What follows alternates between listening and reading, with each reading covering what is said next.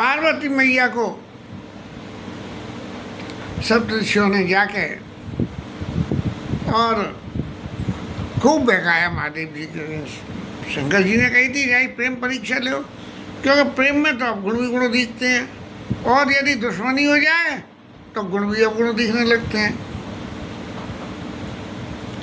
समझाया, नहीं आई समझ में।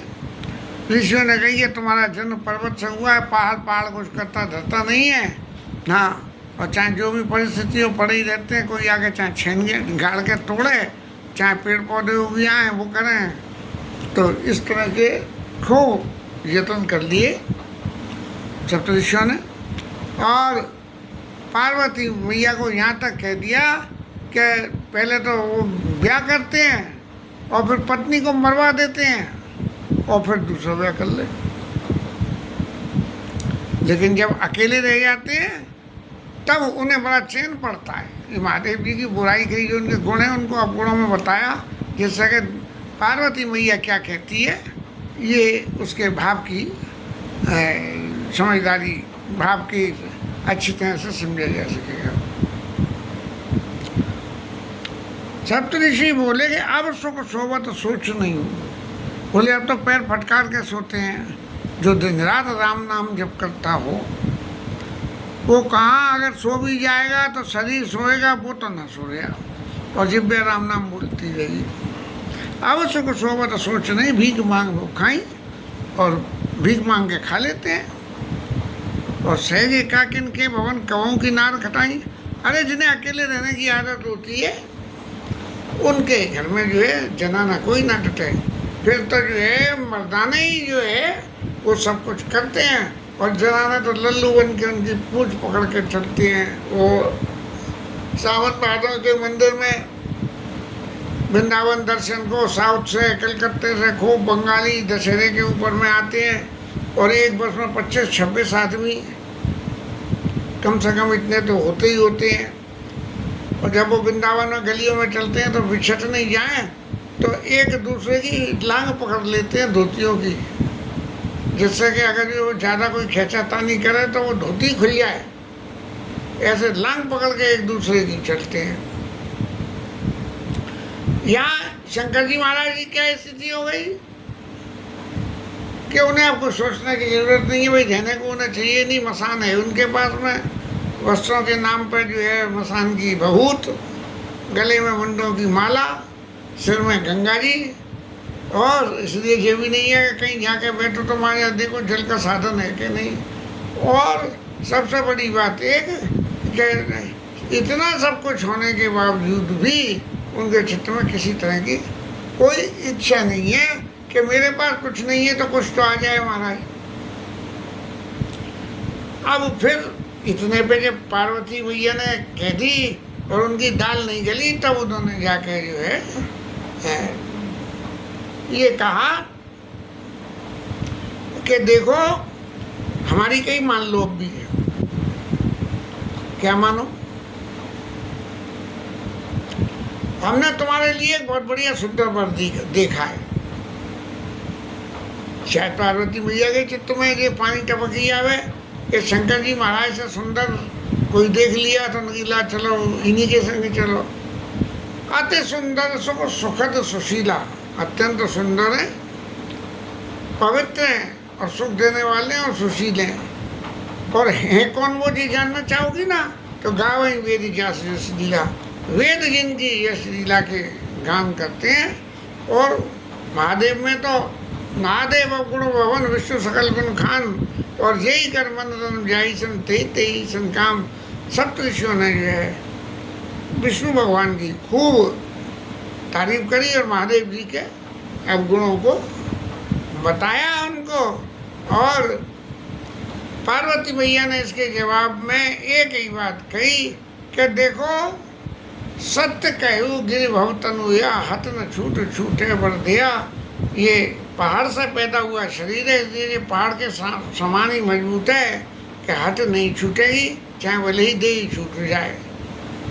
ऐसा जो है, अब पत्थर को फोड़ना हो तो क्या करना पड़ता है, और बहुत सी चीज़ों को, लकड़ी है उसको आरी से काट लेते हैं, प्लास्टिक को आरी से काट लेते हैं, लेकिन पत्थर के जब टुकड़े करते हो तब क्या होता है, उसमें एक लीक बोलते हैं, लीक डालनी पड़ती है, क्योंकि हमने तो बहुत काम किया है ना पत्थर का। और मोटा पत्थर हो तो उसमें जो है गाढ़ बनानी पड़ती है, गड्ढा करके, और एक लोहे के बने हुए मोटे आड़ू ठोक के लगा कर ठोके जाते हैं, तब वो जो है वो पत्थर टुकड़ों में बनता है। तो एक बात आप देखिए महाराज, हट न छूट छूटे बर दिया। ये भले ही दे छूट जाए, लेकिन ये हट नहीं छूटेगा। या कोई छोटी हथौड़ी लेकर टक टक टक टक मारता डोले तो कोई पत्थर के टुकड़े हो जाए ना, नहीं हो। अब जब इतना सुंदर वैकुंठ का निवासी है तुम्हारे लिए हम लाए हैं, तो तुम उनसे ब्याह कर लो। पार्वती मैया ने कही कि मेरा हट नहीं छूटेगा, चाहे शरीर छूट जाए। और नारद जी के वचन तो बिल्कुल नहीं छूटेंगे। क्यों? कि जीवन में सबसे पहली बार कोई सामने संत आए और उन्होंने मुझे जो बात बताई, उन बातों को मैं पूरी तरह विश्वास करके उनको गुरु मान लिया कि ये कह रहे हैं करे जाई तब शैल कुमारी। नारद कहा सो सत्य विचारी। नारद जी ने कही ये सत्य विचार के तो वो तो मेरे गुरु हैं। और मैं अब एक बात कह सकती हूँ कि हट न छूट छूटे बर दिया। गुरु के वचन प्रति जी सपने सुगम न सुख सिद्धि तेई। उसको कोई भी सिद्धि है यदि गुरु के वचनों में विश्वास नहीं है। सबसे बड़ी बात है कि जीव के हृदय में जितना भी ज्ञान है भगवान ने देके भेज दिया। अब भेज दिया, अब उस ज्ञान को एक्सप्लोर करके बाहर निकालना है। जैसे धरती में पत्थर गड़ा होता है और लोग वहाँ खोजते हैं कि यहाँ बढ़िया पत्थर है, खोद के निकाल लेते हैं। तो ऐसे ही ये जो क्या है, कनका पुण्य प्रसादते हुई जा रहे शहरी न पड़े सोई। सोना भी जो है पत्थर मट्टी में से ही निकलता है, कि मट्टी होती है कहाँ की, कोलार की वहाँ पे, और उसमें सोना होता है। तो मट्टी को क्या धो के साफ करके और फिर उसे बार बार तपाते हैं, तो मट्टी का तो कुछ बिगड़ता नहीं, सोना पिघल जाता है तो उसे बाहर निकाल लेते हैं। और पार्वती मैया बोली कि नारद वचन ना मैं परे हूँ, मैं बिल्कुल नहीं छोड़ूंगी। क्यों? कि भवन वसत उजत नहीं डरूँ, मेरा घर बसे या न बसे, लेकिन गुरु के वचनों को नहीं छोड़ूंगा। गुरु के वचन प्रति न जेई सपने सुख सिद्धि सुगम न तेई। और मुनियो एक बात आप समझ लो कि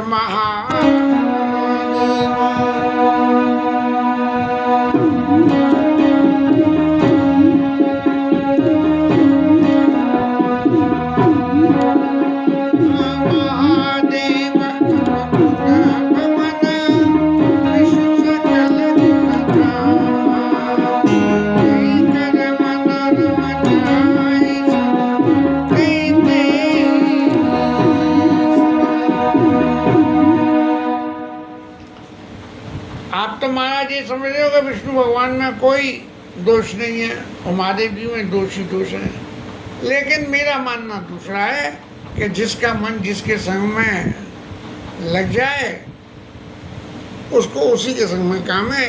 क्या है कि राजा कहे सो रानी और बाकी सब नतन, ऐसा जो है हो जाए। तो मेरे लिए गुरु जी के वचन सबसे पहले हैं और सब बातें पीछे हैं। महाराज यदि आप पहले नारद जी से पहले मेरे पास आ जाते और आके मुझसे कहते कि चलो विष्णु भगवान से ब्याह करवा दें तुम्हारा, और तो मैं हाल तैयार हो जाती। और एक बात और है महाराज, आपने जितनी बात कही उन सबका तो मैंने जवाब दे दिया, लेकिन एक बात ये बाकी रह गई कि आप ये कह रहे हो कि आपकी अप्रोच विष्णु भगवान तक है और विष्णु भगवान तक से आप उनसे हमारा ब्याह भी करा सकते हो। तो बात ये है सबरी कि यदि आपको इतना ही ब्याह कराने का शौक है तो कोई ये ठेका थोड़ी है कि पार्वती का ही ब्याह कराओ।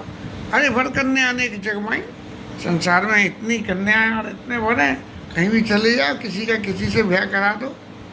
ऐसी बात है कृष्ण का स्नेह प्रेम देख के सप्त ऋषि गदगद हो गए और उन्होंने पार्वती मैया के सामने खुल के क्या कहा,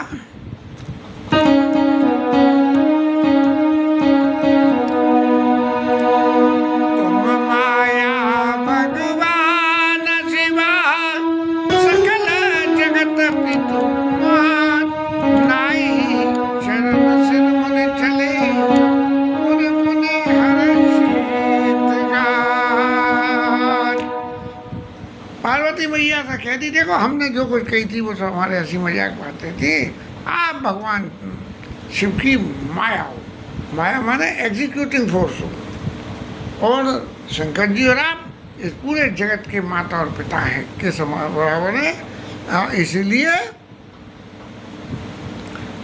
अब आपका विवाह शंकर जी से हो, इस बात के लिए अब हम भी प्रयास करेंगे और बड़े मन में खुशी हो रही है कि देखो अब जो है छठवदन वो जो है जग जान सन्मुख जन्म कर्म प्रताप प्रसाद महा, तो वो जो है पार्वती मैया से उत्पन्न ने जो है राक्षस को मारा। तारकासुर को ने कौन से सुर को मारा न, तारकासुर बहुत ही काला, हाँ तारकासुर को जो है उन्होंने तार दिया कार्तिकेय स्वामी ने इस तरह। और अब ऋषि मुनि ने वहाँ तक का तो पार्वती मैया की तो परीक्षा ले आई, जैसे आज के ज़माने में शादी में लड़का लड़की एक दूसरे को मिलवाया जाए और मिलवा के फिर पूछा जाए भैया तू राजी है कि नहीं है, ऐसे। तो ऐसे ही वहाँ सप्तऋषि गए और पार्वती मैया से पूछी और शंकर जी महाराज के पास राम जी गए और राम जी ने जे कही कि जो हित जो है जय भी आए चल ये मुझे मांगे देव, मैं आपसे कुछ मांगना चाहता हूँ कि आप जो है हिमाचल की पुत्री से विवाह कर लो। तो एक तरफ तो वर पक्ष को उन्हें भगवान राम ने या विष्णु जी ने पठाया और इधर जो है सप्तऋषि ने जाके पार्वती मैया को पठाया कि देखो मैं जो है अब हम प्रयास करते हैं शंकर जी से तुम्हारा ब्याह करने के लिए। तब जो है गए हेमंत के घर में गए और जाके पार्वती मैया को विनय करके कि जब आकाशवाणी ने ये कह दी तो वो झूठी कि तुम भयो मनोरथ सफल दर्शन राजकुमार तुम्हारा मनोरथ सफल हो गया है। और तो जो है वो भगवान सप्तऋषि हिमाचल के पास गए और जाके पार्वती मैया को विनती करके कि देवी बहुत तपस्या हो गई घर चलो, और ले आए। और वो तो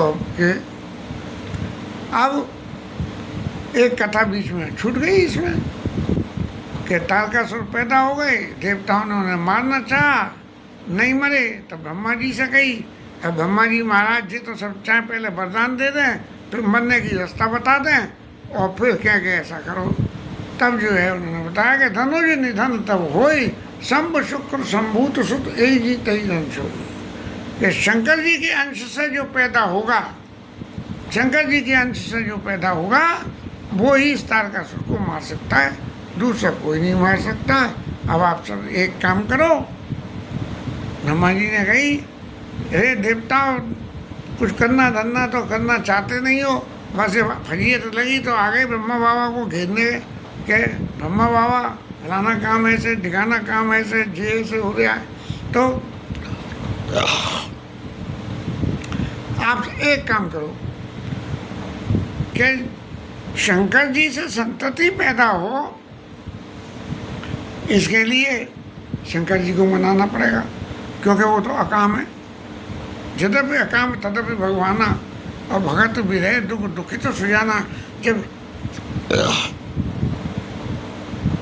सती मैया जब जो है चली गई, छोड़ो,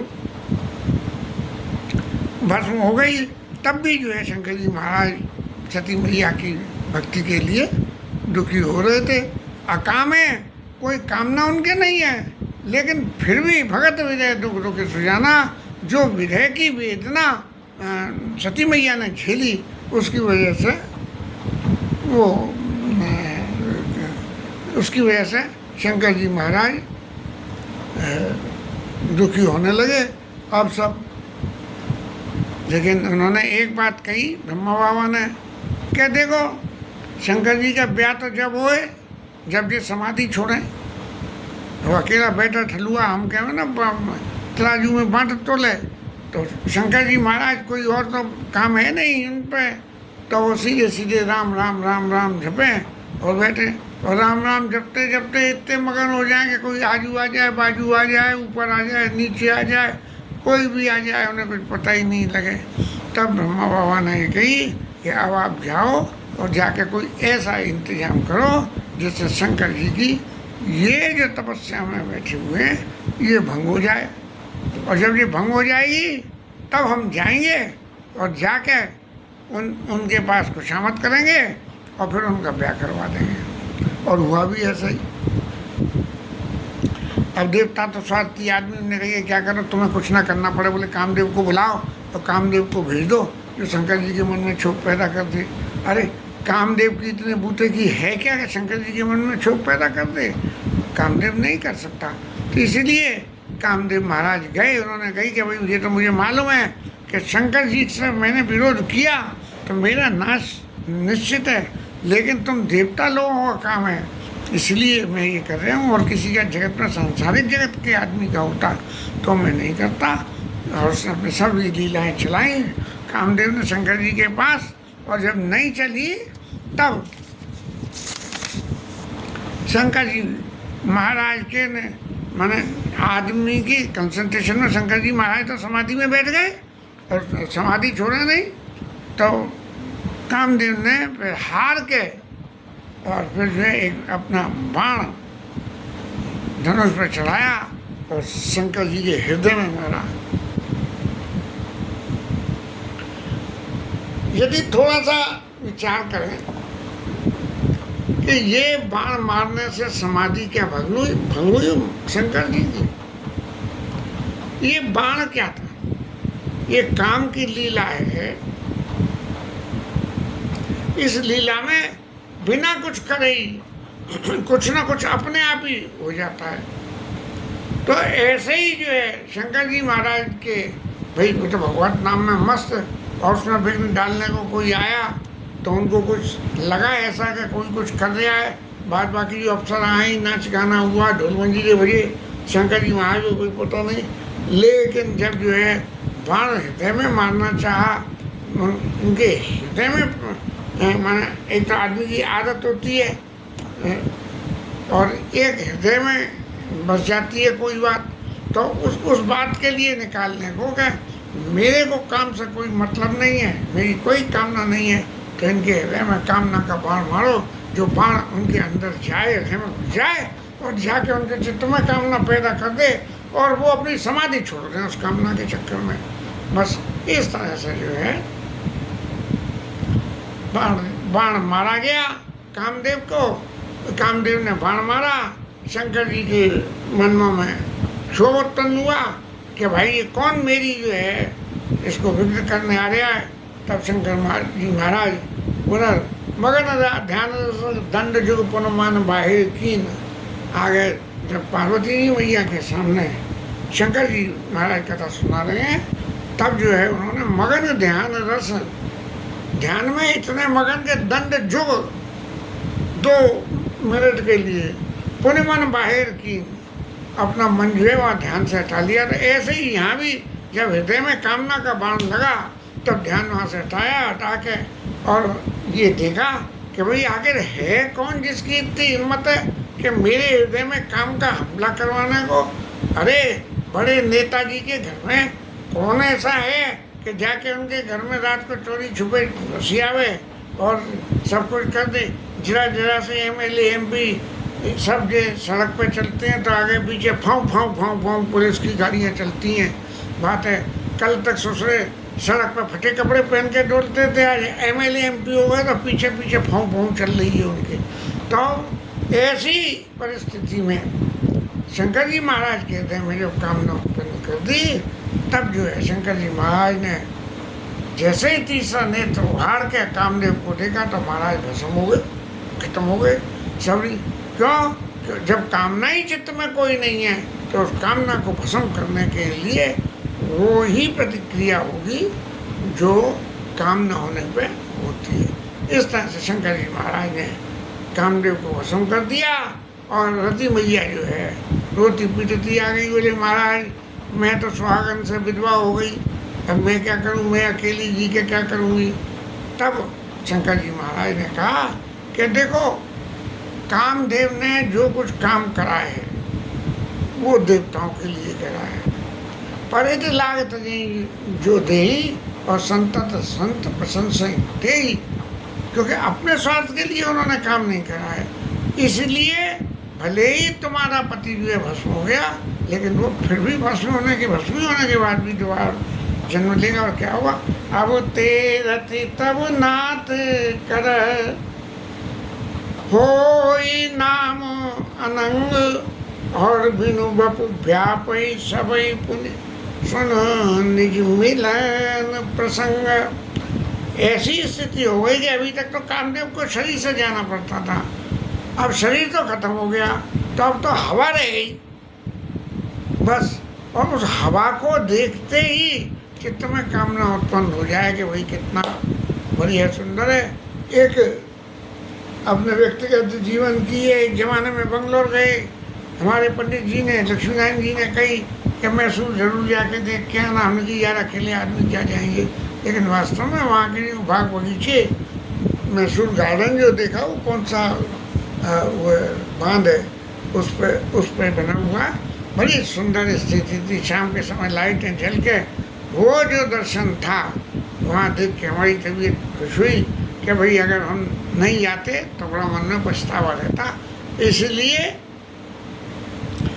कामदेव ने ऐसी सारी लीलाएं रची, लेकिन शंकर जी को कहाँ इन बातों से फुर्सत, भगवान के नाम जपन से।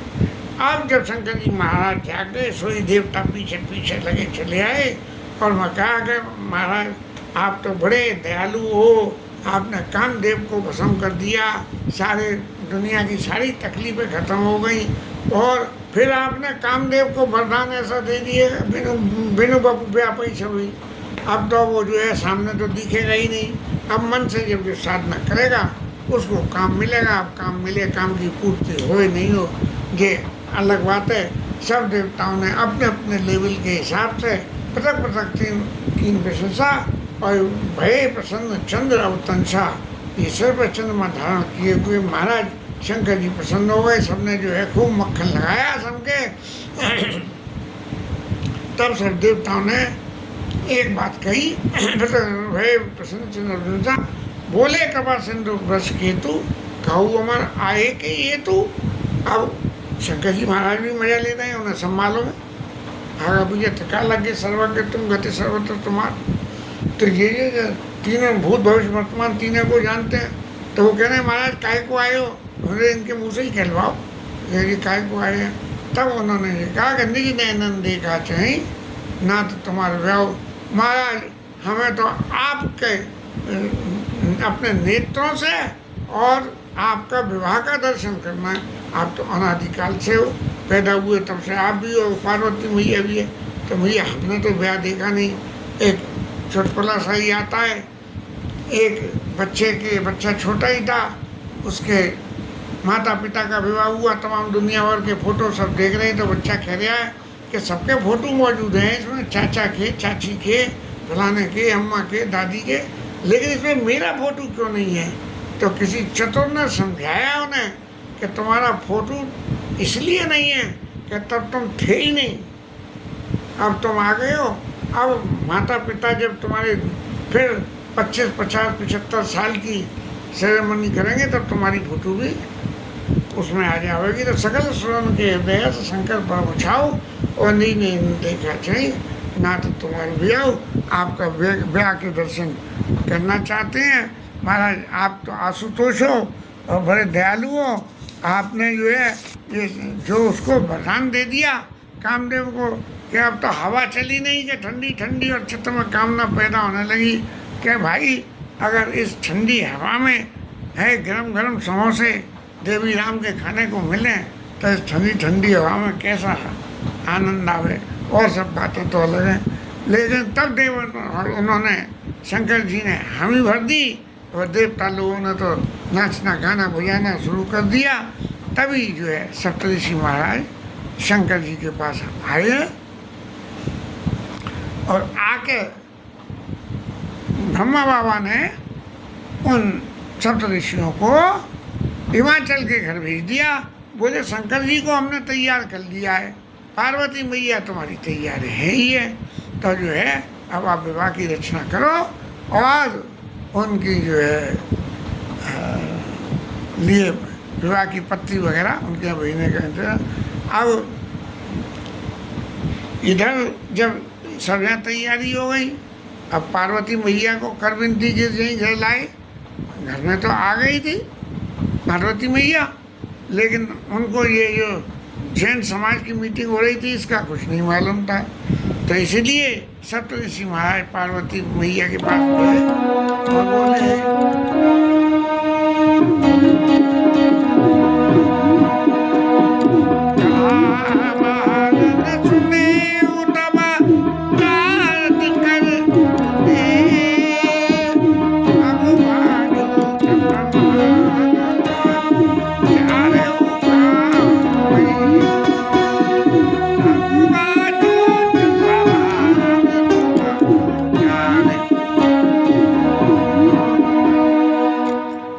तो ये कही थी माँ देवी कि शंकर जी से ही विवाह करोगी। अब शंकर जी महाराज ने काम ही भस्म कर दिया। तो काम भस्म करने से क्या हुआ, और जब कोई चित्त में कामना ही नहीं तो फिर ब्याह कैसा। तब जो है पार्वती मैया ने कही कि देखो तुम सब उल्टा समझ रही हो, तुम तो कह रहे हो शंकर जी ने कामदेव को जला दिया, लेकिन मेरा क्या मानना है कि काम कभी शंकर जी महाराज के हृदय में काम था ही नहीं। अब जो चीज़ थी नहीं उस चीज़ को कैसे ख़त्म कर दिया, उस चीज़ को कैसे ख़त्म कर दिया। शंकर जी के मन में कभी कामना कोई थी नहीं, इसलिए और काम ज़्यादा थी। तुम जो कहा जा रही हो मारा सोई अति बड़ अविवेक तुम्हारा, तुम तो जो कह रहे हो कि उन्होंने कामदेव को मार दिया है, तो ये तो तुम्हारे अपने मन की उपज है, हकीकत इसमें कुछ नहीं है। शंकर जी के मन में कभी कामना काम था है ना। तो जो है एक बात समझ लो, इसका उदाहरण जैसे चतुर नेता लोग समझाते हैं, तो उन्होंने कहा कि पार्वती मैया बोली कि देखो अग्नि का क्या काम है कि अग्नि को प्रज्वलित होकर कुछ भी जला देना, लेकिन यदि अग्नि पे पानी डल जाए तो उसे जलाने की सामर्थ्य खत्म हो जाती है। यहाँ जो कामदेव हैं ये शंकर जी महाराज हैं, ये शंकर जी महाराज जो है वो अग्नि के समान है और वो तुम्हारे कामदेव महाराज कैसे रहे, बोले वो बर्फ़ के समान है। अब बर्फ़ को यदि आग के पास रखोगे तो आप ही पिघल जाएगी, पिघलने के लिए कुछ करना नहीं पड़ेगा कि तात अनल करे से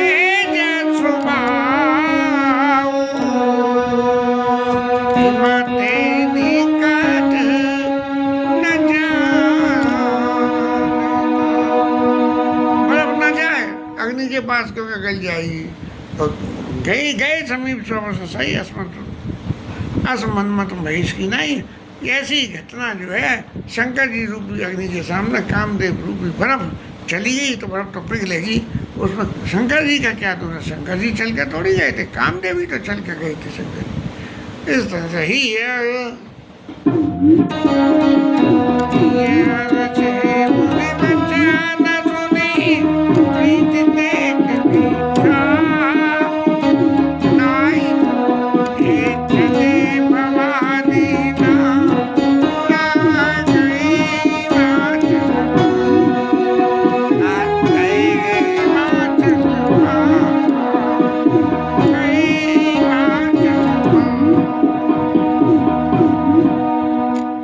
अब तो उधर सप्तऋषि ने वहाँ भी हिमाचल के यहाँ भी कही, नारद बाबा ने भी सुनाई, और यहाँ जो है सप्तऋषि आके जो है पार्वती मैया से कह दे कि तुम भगवान शंकर की माया हो, भगवान शंकर की क्रिया शक्ति हो, इसलिए हम तो आपकी प्रीति का जो है परीक्षा करने आए थे। और पार्वती मैया को से नवा के और हिमाचल के पास गए हैं और जाके हिमाचल से विवाह की रीति को आगे बढ़ाने की बात चाहें। तो इस कथा को कल लेंगे। हरि नाम कीर्तन।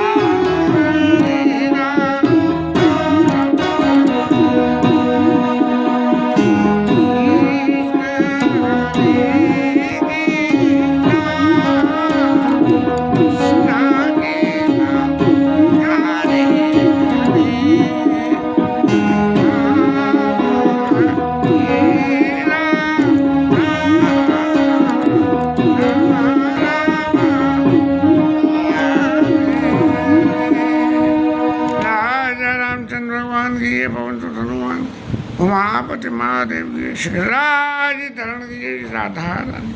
जय जय श्री राधे।